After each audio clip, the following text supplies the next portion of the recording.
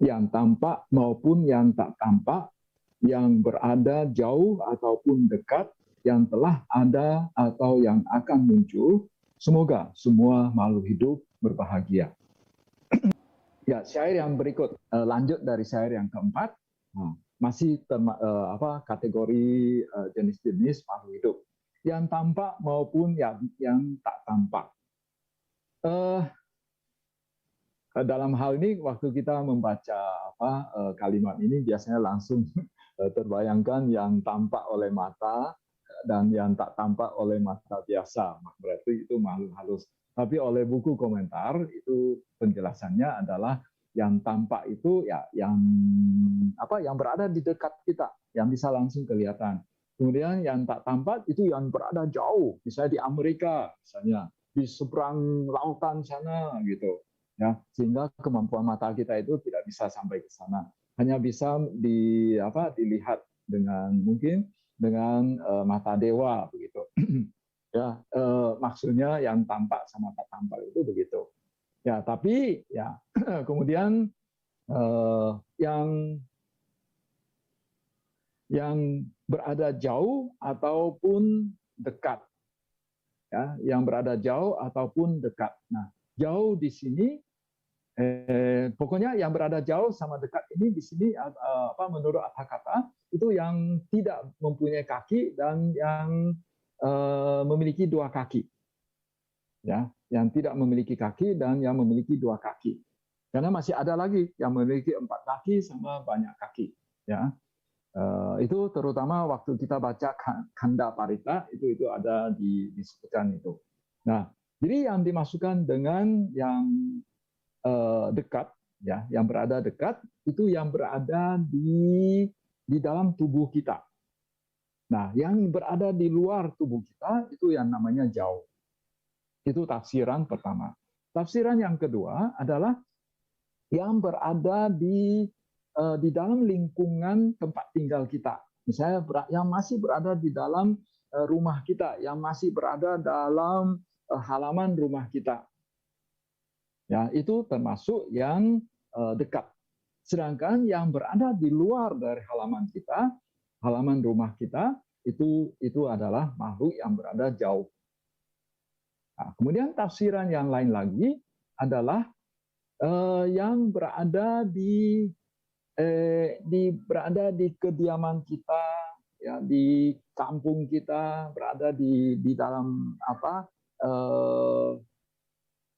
maksudnya itu wilayah kita, ya, wilayah kita yang berada di dalam pulau kita, yang masih berada di dalam semesta kita, tata surya kita, ya, karena di dalam agama Buddha kan itu berpandangan bahwa selain tata surya kita masih ada tata surya yang lain.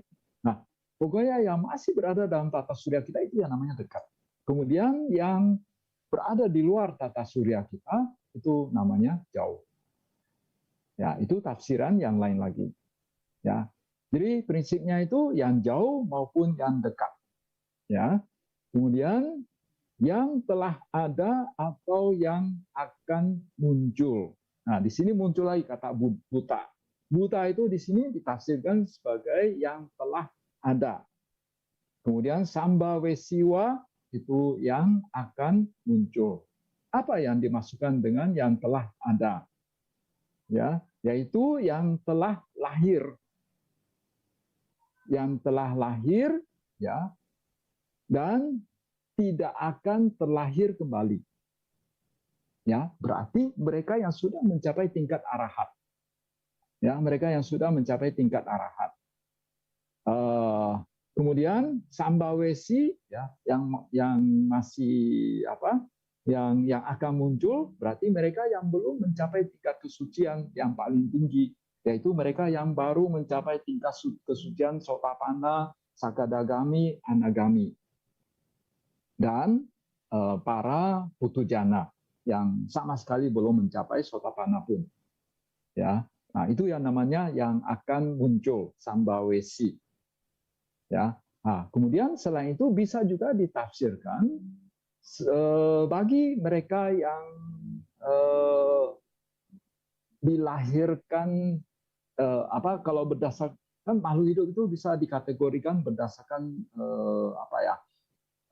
kanda, jumlah kanda mereka. Bisa juga dari cara lahir mereka. Nah, kalau dari cara lahir, makhluk hidup bisa dibagi menjadi 4 jenis. Satu, lahir melalui telur, maksud itu telur yang bercangkang ya. Kalau telur yang tidak bercangkang itu tidak masuk. Ya, misalnya kalau telur nyamuk, ya itu tidak termasuk makhluk hidup yang lahir melalui telur. Ya, karena telur nyamuk tidak ada cangkangnya. Ya, ya berdasarkan terlahir melalui telur, berdasarkan rahim, dari rahim, lalu secara spontan dan melalui kelembapan. Nah, melalui kelembapan ini termasuk nyamuk ya. Jadi umumnya itu mereka yang telurnya itu yang tidak bercangkang, misal telur nyamuk, kodok, ya, ikan, ya, dan lain sebagainya. Ya. Nah, jadi kalau berdasarkan 4 jenis kelahiran itu yang akan muncul itu adalah kalau berdasarkan telur itu yang masih berada dalam telur, yang belum keluar dari cangkangnya. Atau yang kalau berdasarkan rahim itu dia masih berada dalam perut ibunya, dalam rahim ibunya. Nah, yang telah ada bisa juga bisa diartikan sebagai mereka yang telah keluar dari cangkangnya, ya, atau yang telah keluar dari rahimnya, ya. Kemudian kalau berdasarkan ini,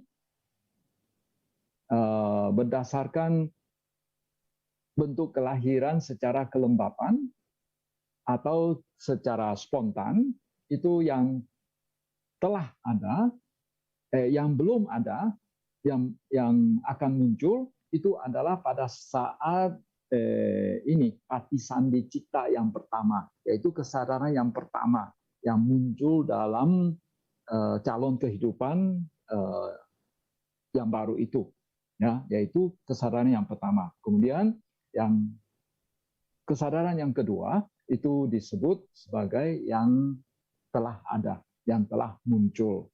Ya, mungkin bagi yang belum mempelajari Abhidhamma, mungkin ini agak sulit untuk dipahami, ya. Tapi itu kira-kira penjelasannya ya, secara Abhidhamma. Ya, ya. Jadi istilah yang telah ada dan yang akan muncul itu bisa ditafsirkan sebagai sekali lagi ya mereka yang sudah mencapai kesucian dan yang belum mencapai kesucian. Bisa juga berdasarkan yang sudah muncul di dunia ini atau yang masih berada dalam rahim atau dalam bentuk-bentuk awal kehidupan. Ya, jadi bisa dijelaskan secara demikian. Ya. Kemudian semoga semua makhluk hidup berbahagia. Jadi syair yang kelima ya, yang tampak maupun yang tak tampak, yang berada jauh ataupun dekat, yang telah ada atau yang akan muncul, semoga semua makhluk hidup bahagia. Ya, itulah sekilas penjelasan Sang Buddha tentang apa yang dimaksudkan dengan semua makhluk hidup itu. Jadi Sang Buddha memberikan rincian, ya, jenis-jenis makhluk hidup.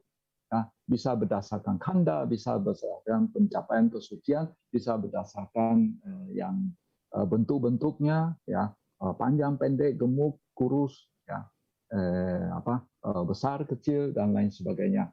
Tujuannya itu supaya waktu kita membayangkan yang namanya makhluk hidup itu kita mampu membayangkannya dengan baik, dan itu membuat ya batin kita itu bisa fokus pada objeknya, bisa konsentrasi pada objeknya. Karena kalau hanya dikatakan dijelaskan secara garis besar saja, ya seringkali kita sulit untuk membayangkannya, sehingga membuat kita agak sulit untuk konsentrasi terhadap objek tersebut. Ya, itulah yang bisa kami jelaskan, ya, syair yang keempat dan kelima pada malam ini. Ya, semoga ya apa yang telah dijelaskan ini bisa membuat, bisa berakibat sehingga nanti ketika kita membaca Karania Metasuta, kita bisa lebih menghayati arti dari suta tersebut. Ya, baik. Syair yang selanjutnya akan dilanjutkan dalam kesempatan berikut, yaitu bulan depan.